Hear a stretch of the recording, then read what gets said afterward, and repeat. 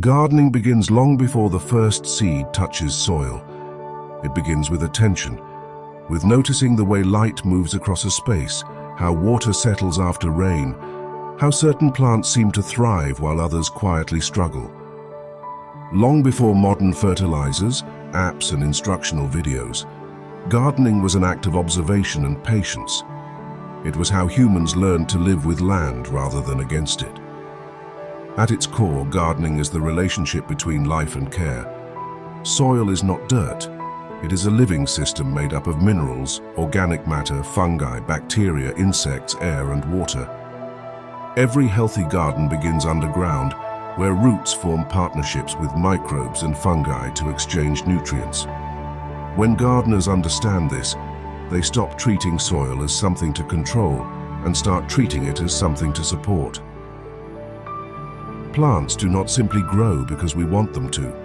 They grow because conditions allow them to. Light provides energy through photosynthesis.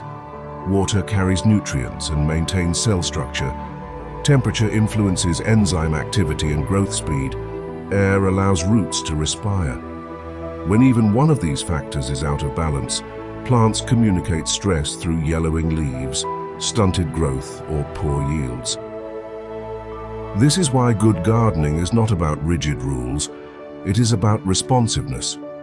The same plant behaves differently in different places. Tomatoes in sandy soil demand different care than tomatoes in clay. Herbs grown in containers respond differently than those grown in open ground. Gardening rewards those who observe patterns rather than follow instructions blindly. One of the first lessons many gardeners learn is restraint. Overwatering can be as damaging as drought. Excess fertilizer can burn roots and disrupt microbial life. Constant disturbance of soil can break fungal networks that plants rely on. Often the most productive gardens are those where the gardener learns when not to intervene. Seasonality shapes everything. Each plant has its own rhythm. Some germinate quickly and mature fast. Others take months to establish before producing anything visible. Cool season crops thrive in lower temperatures, while warm season crops need sustained heat. Understanding these cycles allows gardeners to work with time instead of fighting it. Gardeners also learn humility. Weather shifts unexpectedly. Pests arrive uninvited. Seeds sometimes fail without clear explanation. A successful gardener is not someone who avoids failure, but someone who learns from it. Every unsuccessful planting carries information. Every unexpected success does too. Over time, gardening becomes less about output and more about awareness. You begin to notice subtle changes in leaf color, soil texture, insect behavior. You learn to predict rain by smell, frost by stillness, growth spurts by temperature shifts. Gardening sharpens perception in a way few modern activities do. This deeper awareness has shaped agricultural traditions for thousands of years. Long before climate-controlled greenhouses and synthetic inputs, growers relied on natural signals. The sun, the stars, the seasons, and the moon all played roles in guiding planting decisions. Among these influences, the moon remains one of the most enduring and debated. Moon gardening is not a modern invention. It appears in agricultural traditions across cultures, from ancient Mesopotamia and Egypt to India, China, and Europe. The central idea is simple. Just as the moon influences tides, it may also influence moisture movement in soil and plants. While modern science continues to explore the mechanisms involved, many gardeners report consistent patterns when working with lunar cycles. The moon moves through a predictable cycle, approximately every 29.5 days, shifting from new moon to full moon and back again. During the waxing phase, when the moon grows brighter, gravitational pull is thought to draw moisture upward. This is traditionally associated with stronger leaf growth and is often recommended for planting crops that produce above ground, such as leafy greens, tomatoes, and beans. During the waning phase, when the moon's light decreases, energy is believed to move downward.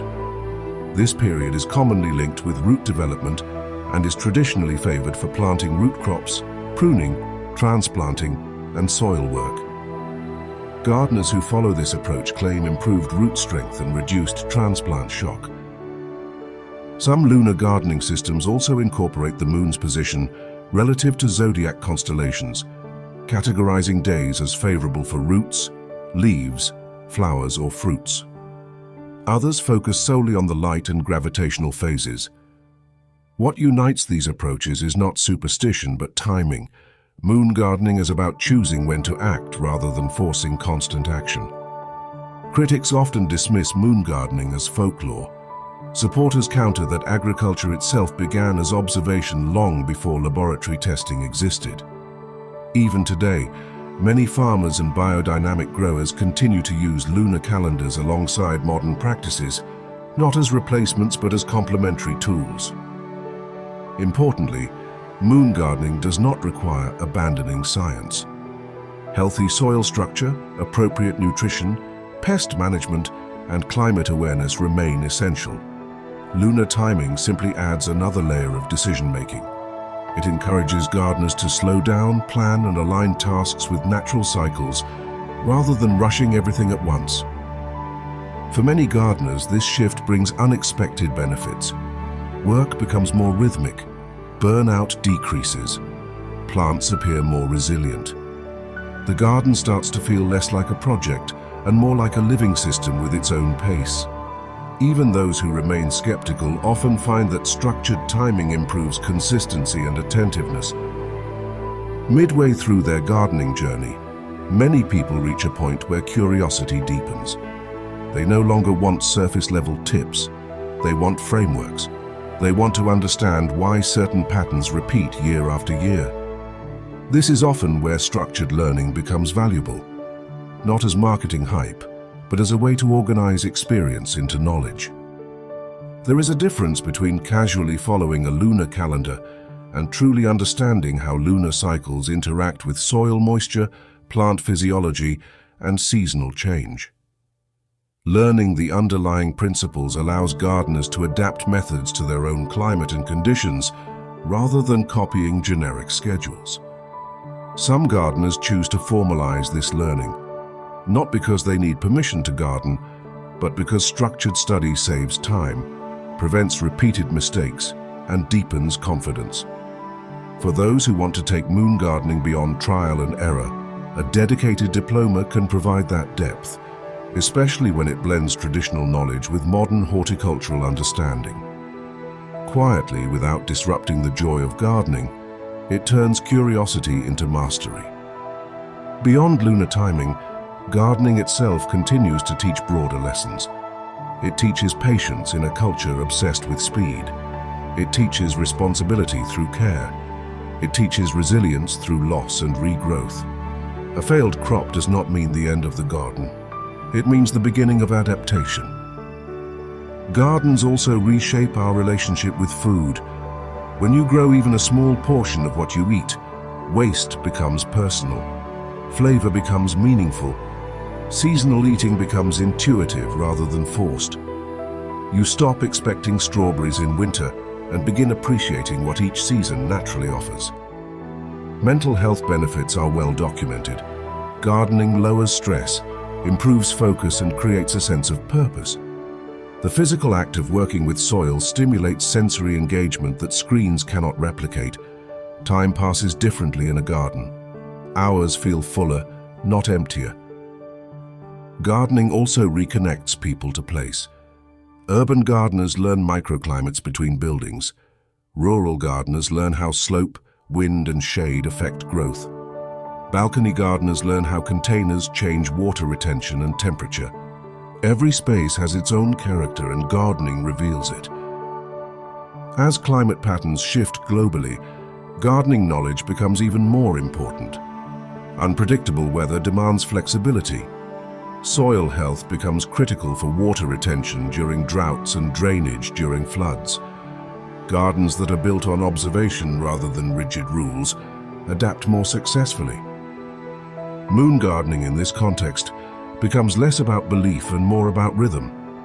It reminds gardeners that timing matters, that rest periods are as important as action, that nature operates on cycles, not straight lines. In the end, gardening is not about control. It is about cooperation. You prepare the conditions. The plants do the rest. You listen, adjust, and learn. Whether you garden for food, beauty, sustainability, or personal well-being, the process shapes you as much as you shape the land. A garden is never finished. Each season rewrites it. Each year deepens understanding. The more you learn, the more you realize how much there is to notice.